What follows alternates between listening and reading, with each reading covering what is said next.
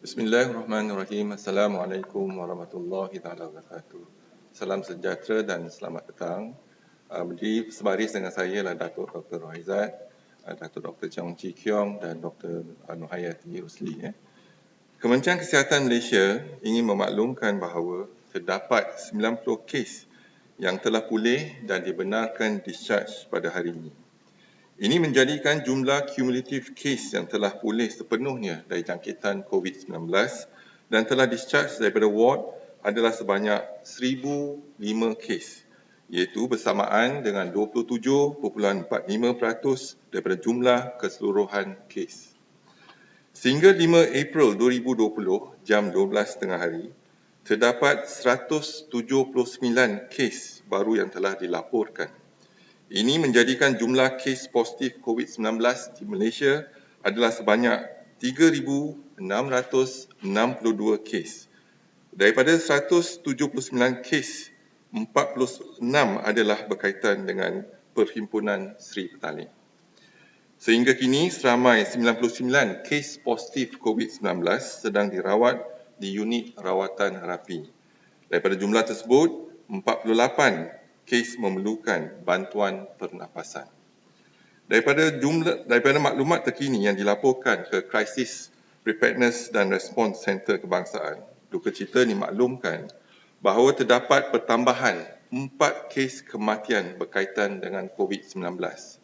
Justru jumlah kumulatif kes kematian COVID-19 di Malaysia adalah sebanyak 61 kes, iaitu bersamaan dengan 1.67% daripada jumlah keseluruhan kes. Kes kematian ke-58, iaitu kes 2,210, merupakan lelaki warga negara Malaysia berumur 72 tahun dan mempunyai latar belakang penyakit kencing manis dan darah tinggi. Beliau mempunyai sejarah kontak rapat dengan kes positif COVID-19, iaitu kes 1,031. Beliau telah dirawat di Hospital Umum Sarawak pada 29 Mac 2020 dan disahkan meninggal dunia pada 4 April 2020 jam 1.37 tengah hari. Kes kematian ke-59, iaitu kes 3,484 merupakan lelaki warga negara Malaysia berumur 68 tahun dan mempunyai latar belakang penyakit kencing manis. Beliau telah dirawat di Hospital Kuala Lumpur pada 29 Mac 2020. Beliau disahkan meninggal dunia pada 4 April 2020 jam 3.40 petang. Kes kematian ke-60, iaitu kes 3,073, merupakan lelaki warga negara Malaysia berumur 53 tahun. Beliau telah dirawat di Hospital Umum Sarawak pada 31 Mac 2020 dan beliau disahkan meninggal dunia pada 5 April 2020 jam 12.39 pagi. Kes kematian ke-61, iaitu kes 2,200, merupakan lelaki warga negara Malaysia berumur 66 tahun dan mempunyai latar belakang kencing manis dan darah tinggi dan penyakit buah pinggang. Beliau telah dirawat di Hospital Keningau, Sabah pada 26 Mac 2020. Beliau disahkan meninggal dunia pada 4 April 2020 jam 9.36 malam. Kementerian Kesihatan Malaysia mengucapkan takziah kepada semua ahli keluarga mereka. Kementerian Kesihatan Malaysia ingin menegaskan bahawa adalah amat penting supaya masyarakat memberi maklumat secara jujur dan tepat, iaitu sekiranya mempunyai sejarah kontak rapat dengan kes positif COVID-19 ataupun sejarah perjalanan ke luar negara atau kehadiran ke perhimpunan yang diumumkan oleh Kementerian Kesihatan yang ada hubung kait dengan penularan jangkitan COVID-19. Sebagai contoh daripada hasil siasatan yang telah dijalankan, terdapat satu kluster yang wujud daripada kes indeks positif COVID-19 yang mempunyai sejarah perjalanan ke Itali, iaitu kes 1,580. Setakat ini, daripada kluster tersebut, 37 orang telah disahkan positif COVID-19, di mana terdapat 5 kes kematian, iaitu kes 1031, kes 1032, kes 1006 dan kes 2850 dan kes ke-2210 serta satu kes kritikal yang memerlukan bantuan pernafasan yang sedang dirawat di unit rawatan berapi. Kluster ini telah melibatkan jangkitan sehingga generasi ketiga, iaitu di Kuching, Sarawak. Sehingga 5 April 2020, 12 tengah hari, sebanyak 180 buah negara di seluruh dunia yang terjejas akibat jangkitan virus COVID-19. Justru sememangnya terdapat risiko bagi kes-kes luar negara diimport COVID-19 ke dalam negara dan mengakibatkan penularan di negara. Selaras dengan Perintah Kawalan Pergerakan Rakyat Malaysia yang pulang dari luar negara yang akan ditempatkan di stesen kuarantin yang telah disediakan. Di pintu masuk utama, mereka akan menjalani saringan kesihatan iaitu saringan demam dan gejala COVID-19. Ujian pengesanan COVID-19 akan dijalankan dan mereka akan dipantau selama 14 hari di stesen kuarantin tersebut. Sekiranya ada yang bergejala semasa ketibaan di pintu masuk antarabangsa atau ketika berada di stesen kuarantin, mereka akan dihantar ke hospital yang telah dikenal pasti untuk pemeriksaan dan rawatan. Mereka yang dikesan positif COVID-19 melalui ujian pengesanan sampel yang dijalankan akan dirujuk ke hospital dikenal pasti untuk tujuan isolasi, pemeriksaan, rawatan dan juga pemantauan.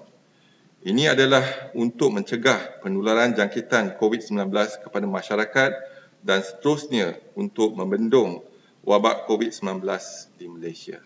Sekian, terima kasih. Kalau ada apa-apa soalan, silakan.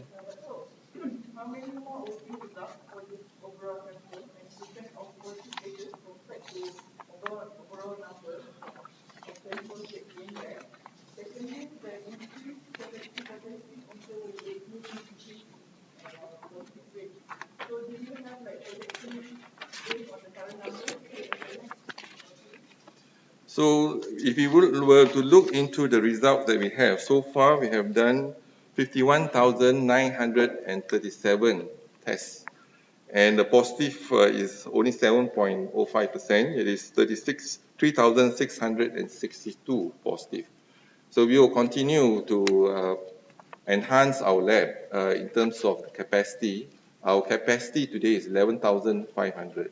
And as I mentioned earlier, we have 43 labs altogether. And we intend to increase 2 more labs in Sandakan as well as in Tawau. So in the process of procurement, and hopefully we can address some of the issues that we have with regards to the lab. One is the reagent. So we do have a shortage of reagent 1 week ago, but we are trying to procure more reagents for our patients. And more importantly now, we try to optimize our lab, whereby we are trying to do a pool in terms of 5 cases 1 go. And that will increase our capacity and hopefully the turnaround time as well. In the meantime, we are also looking into other test kit. That is actually, we are talking about antigen rapid test kit. So tomorrow we will get a new test kit from Korea. We hope that the sensitivity and the specificity as well as the accuracy of the test kit will be more than 80%.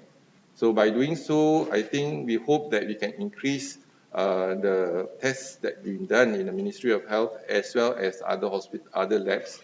And at the moment it's 11,500. We are aiming to have 16,500.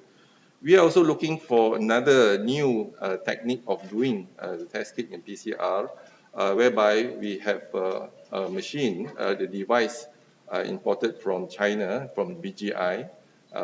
More importantly is automated so that the process can be done faster. And we can, perhaps with that machine, we can do 5,000 tests per day, additional to what we are doing.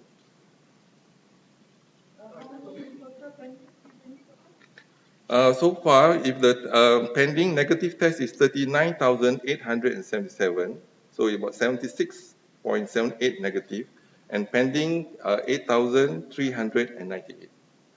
You have higher numbers? Projection, if we were to look and study the requirement now, we are using focused approach, targeted approach towards those who have high risk group.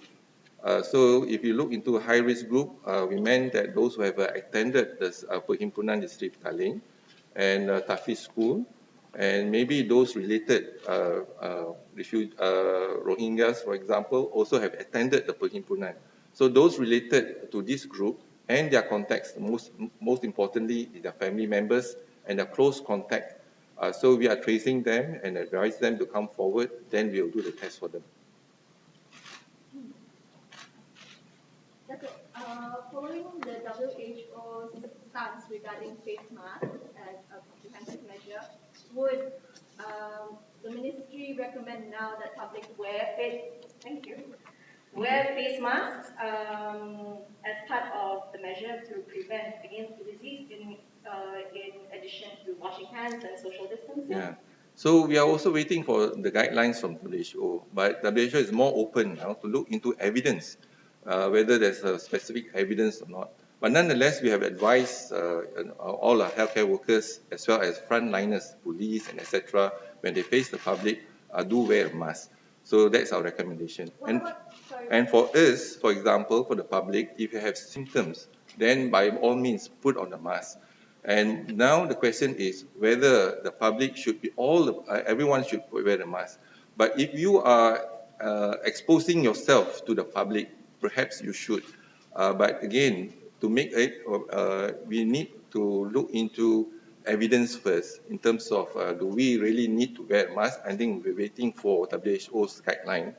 But as I said, we have no obstruction or objection for those who want to wear a mask, particularly when you are out in the public. Datuk, berkenaan dengan kluster yang terberitahu yang sejarah perjalanan dari Itali tu, adakah mereka tu yang terlibat dalam semua pulang rakyat Malaysia daripada Itali? Bukan, ini dia pelancong, dia pergi ke Itali, jadi balik dia menjangkiti seorang demi seorang ketiga generasi dan menjangkiti satu keluarga.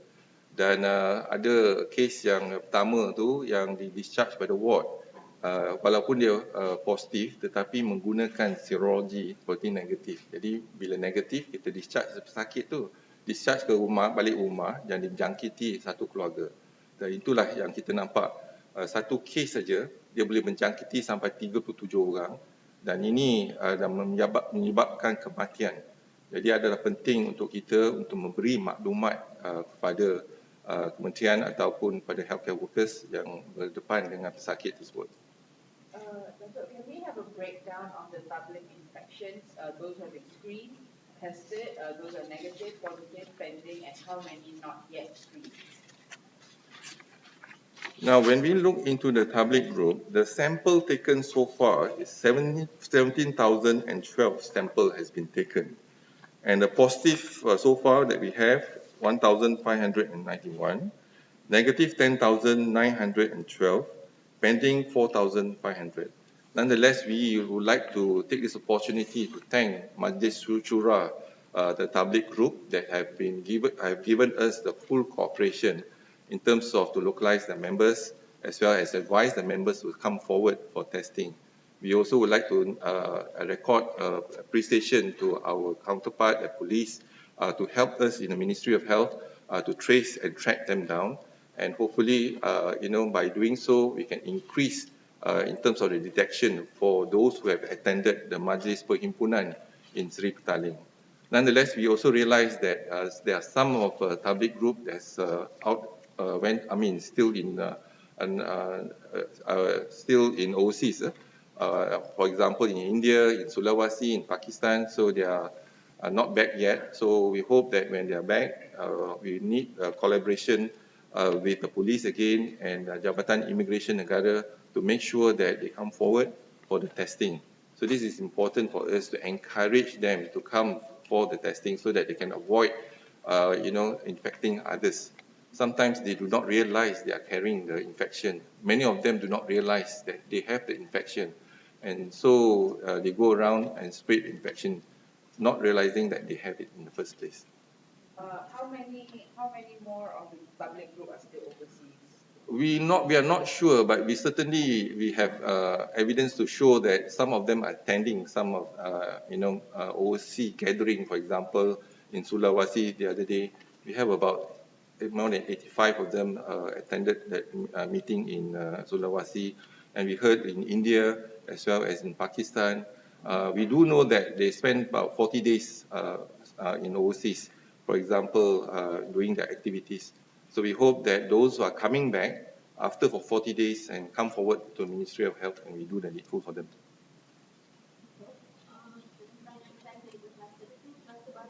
Tak, itu kluster 1051, kes 1051.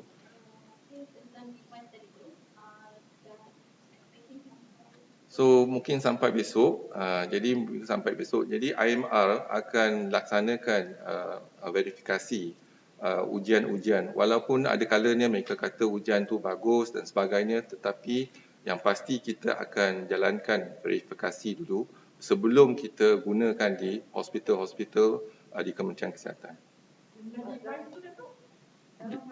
Jumlah kita akan lihat dulu kalau dia punya sensitivity dengan dia punya specificity dengan accuracy dia tinggi, baru kita akan laksanakan perolehan. So, if a restaurant that has been selling takeaway food, if one of their workers tested positive, do the customers get tested as well? Food, we have not heard of the virus spread by the food, right? So, but more importantly, if the one of the workers positive, then we have to screen and basically the close contact in that restaurant. Datuk, berkenaan dengan Datuk bercakap dengan kes luar negara import COVID-19 ke dalam negara tu. Jadi kita lihat Malaysia masih lagi ramai tekanan di luar negara. Mungkin Kementerian Kesihatan ada sebarang cadangan kepada kementerian luar dalam aspek untuk membawa pulang reagensi. Kita faham sebab ada 180 negara yang terlibat setakat ini. Kalau mereka pulang, jadi warga negara Malaysia, kalau warga negara asing, kita boleh deny term entry. Tetapi warga negara Malaysia, kita kena terima. Tetapi apa yang pasti ialah kita kena kuarantinkan mereka untuk 14 hari. Pada permulaan, kita kuarantinkan mereka di rumah. Tapi sekarang ni kita akan kuarantinkan di pusat kuarantin kita ataupun di hotel yang telah dikenal pasti untuk tempoh 14 hari.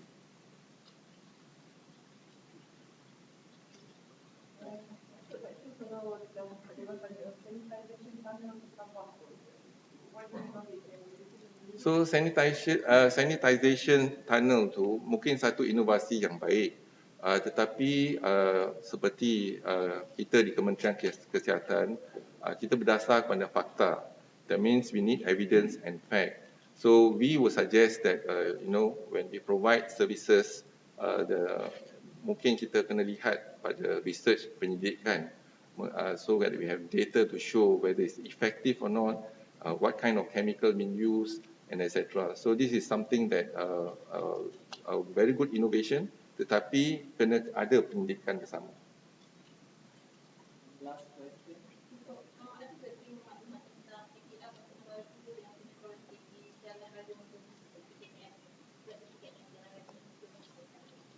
Kita sekarang ni kalau kuarantin ada, kita dah kenal pasti tempat-tempat kuarantin kita. Jadi kalau kita lihat tempat kuarantin kita telah kita ada 1,140 stesen kuarantin yang telah diwatakan. Setakat ini kita ada 71 stesen kuarantin yang telah diwatakan, di mana kita telah tempatkan lebih 4,000 lebih mereka yang disyaki ataupun dalam pemerhatian kita lah 4,000 lebih di quarantine center kita lah. Dan juga mungkin saya nak maklumkan tentang dalam enhanced MCO, iaitu di Keluang contohnya, jumlah penduduk di Keluang adalah 3,755 dan jumlah di Saring setakat ini ialah 1,634. Dan jumlah kes positif di Keluang, semalam saya umumkan 135. Hari ini ada pertambahan 12 kes positif di kawasan itu, iaitu Bandar Baru Ibrahim Majid, ada pertambahan 12 kes. Semalam diumumkan 100, hari ini ialah 112. Lain-lain lokaliti sama juga 35 kes, iaitu pecahan ikut mukim, Ulu Benut 124, Keluang 18, Macap 4, Nyo 1. Untuk Ulu Klang, jumlah penduduk keseluruhan ada 1,797 dan jumlah disaring setakat ini adalah 1,685. Jadi jumlah kes positif Ulu Langat ialah 328 kes. Ada pertambahan 14 kes berbanding dengan diumumkan semalam ialah 314 kes.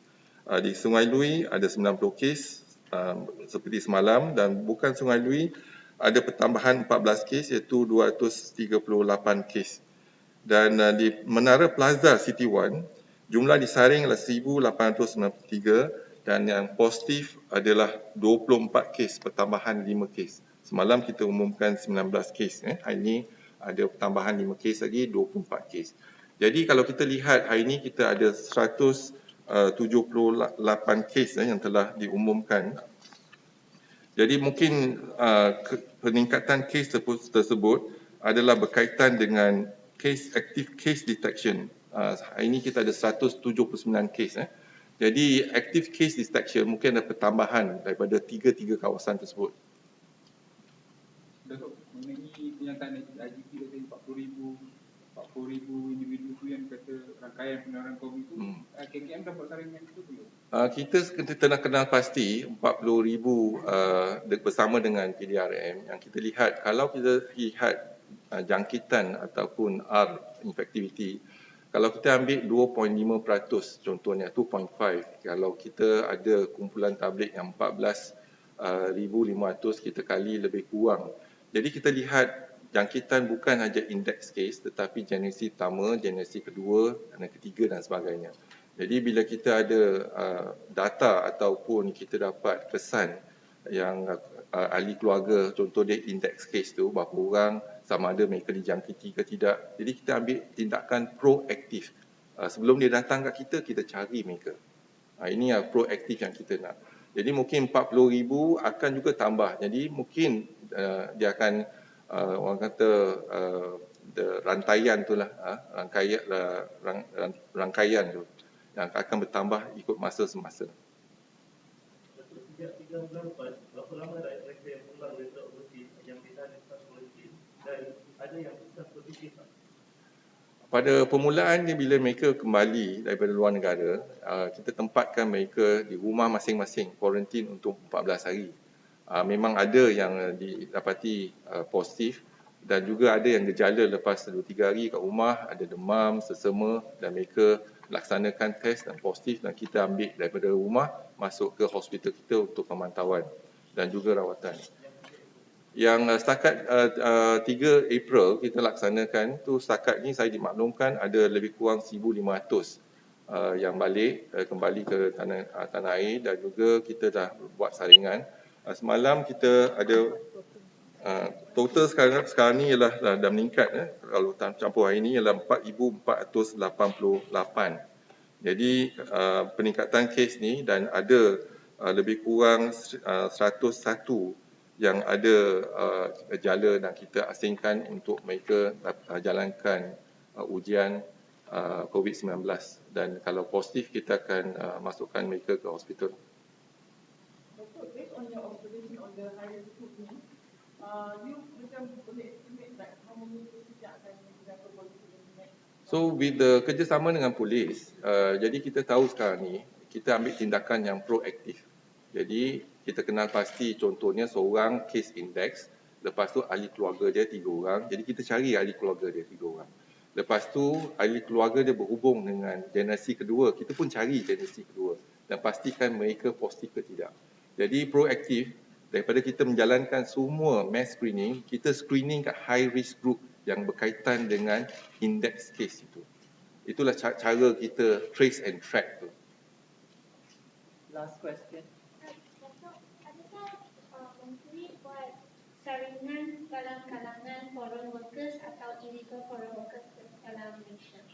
Jadi kita masih menjalankan saringan. Contohnya kalau kita lihat dalam laman Sawang saya telah upload satu saringan untuk Rohingya group. Jadi di Pasar Selayang contohnya kita buka klinik dan kita menjalankan saringan kepada mereka dan mereka yang yang datang tampil ke depan untuk menjalankan saringan. Jadi memang kita laksanakan sama ada warga negara ke ataupun bukan warga negara. Tetapi kita bekerjasama dengan NGO yang lain, contohnya UNHCR dan juga Mercy dan sebagainya untuk mereka yang bukan warga negara. Jadi saringan kita percuma dan apa yang penting ialah untuk mengesan kalau mereka ada positif, kalau positif kita akan asingkan, kalau negatif, kalau tak ada exposure, jadi tak apa, kalau ada exposure kita akan kuarantin untuk 14 hari. Ya, sekarang ni bila kita dah wawarkan mereka tampil ke depan menggunakan bantuan daripada NGO, jadi saya juga nak ambil kesempatan ini mengucapkan terima kasih kepada semua NGO yang terlibat, yang menggalakkan mereka tampil ke depan untuk melaksanakan ujian dan kita harap kita dapat mengesan lebih ramai yang positif kat situ supaya dapat datang ke klinik kita untuk disaring, diuji dan diasingkan dan diberi rawatan yang diperlukan. Setakat saringan masih tetap dijalankan, jadi mungkin ada 2-3 kes yang positif, tetapi kita akan galakkan lebih ramai lagi di antara mereka untuk tampil ke depan untuk saringan. Setakat ni kita masih kumpulkan figure sebab klinik kita masih berjalan.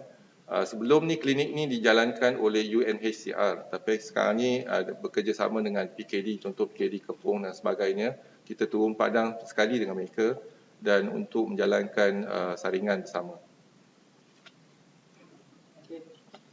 Okey, terima kasih.